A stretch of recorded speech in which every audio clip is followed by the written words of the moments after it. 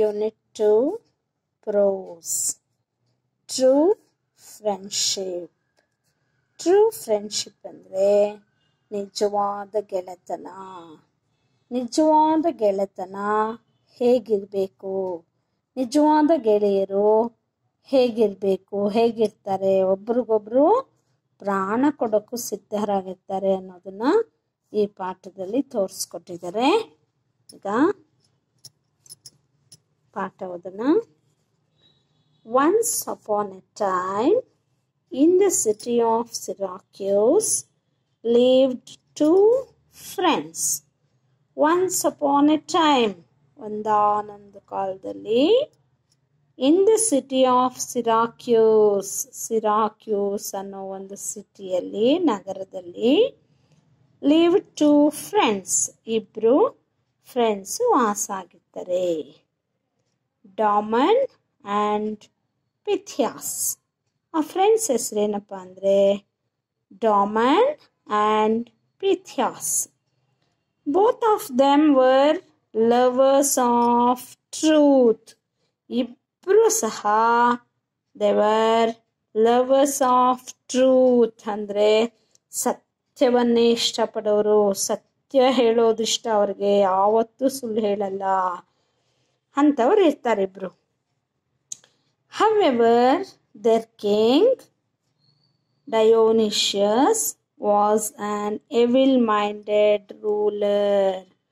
ಅಂಥ ಫ್ರೆಂಡ್ಸ್ ಇರೋವಂಥ ಒಂದು ಊರಲ್ಲಿ, ಸತ್ಯವನ್ನು ಹೇಳೋ ಫ್ರೆಂಡ್ಸ್ ಇಬ್ಬರು ಇರೋವಂಥ ಒಂದು ಊರಲ್ಲಿ, ಊರಿನ ರಾಜ, their king, Dionysius, was an evil-minded. ಆದರೆ ರಾಜ ಮಾತ್ರ ತುಂಬ ಕ್ರೂರಿಯಾಗಿರ್ತಾನೆ. ಎವಿಲ್ ಮೈಂಡೆಡ್ ಅಂದರೆ ಕಷ್ಟ ಕೊಡೋದು, ಜನಗಳಿಗೆ ತುಂಬ ಕಷ್ಟ ಕೊಡೋದು, ತೊಂದರೆ ಕೊಡೋದು, ಸಣ್ಣ ಸಣ್ಣ ತಪ್ಪಿಗೂ ದೊಡ್ಡ ಶಿಕ್ಷೆ ಕೊಡೋದು. ಅಂಥ ರಾಜ ಈ ಊರನ್ನು ಆಳ್ತಾ ಇರ್ತಾನೆ, ರೂಲರ್, ಆಳೋನು. One day the king heard that. ಒಂದಿನ ಕಿಂಗು ಯಾವುದೋ ಒಂದು ವಿಷಯನ ಕೇಳಿಸ್ಕೊತಾನೆ. ಏನಪ್ಪ ಅಂದರೆ Pythias had called him cruel. Pythias ರಾಜನ್ನ ಕ್ರೂಯಲ್ ಅಂತ ಕರೆದಿದ್ದಾನೆ ಅನ್ನೋದು ಗೊತ್ತಾಗತ್ತೆ ಅವನಿಗೆ. And had said something against him.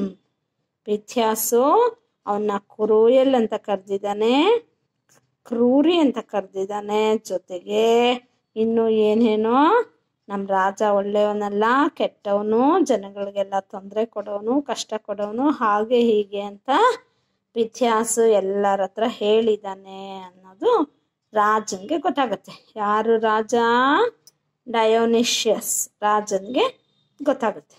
So he got very angry. ರಾಜನಿಗೆ ತುಂಬ ಕೋಪ ಬರುತ್ತೆ, ಆ್ಯಂಗ್ರಿ. He announced that. ರಾಜ ಸುಮ್ಮನೆ ಇರ್ತಾನ?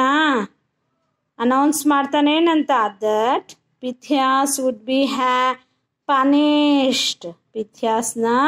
ಪಿಥಿಯಾಸ್ಗೆ ಶಿಕ್ಷೆ ಕೊಡಬೇಕು. ನನ್ನ ಮೇಲೆ ಏನೇನೆಲ್ಲ ಹೇಳ್ಕೊಂಡು ಓಡಾಡ್ತಾ ಇದ್ದಾನೆ, ಪಿಥಿಯಾಸ್ಗೆ would be punished for this. ಅದಕ್ಕೆ ಅವನಿಗೆ ಶಿಕ್ಷೆ ಕೊಡಬೇಕು. ಏನು ಶಿಕ್ಷೆ ಅಂದರೆ ಹ್ಯಾಂಗ್. ನೇಣು ಹಾಕ್ಬಿಡ್ಬೇಕು ಅವನ್ನ, ಹ್ಯಾಂಗ್ ಮಾಡಬೇಕು ಅವನ್ನ ಅಂತ ಹೇಳ್ತಾನೆ ರಾಜ.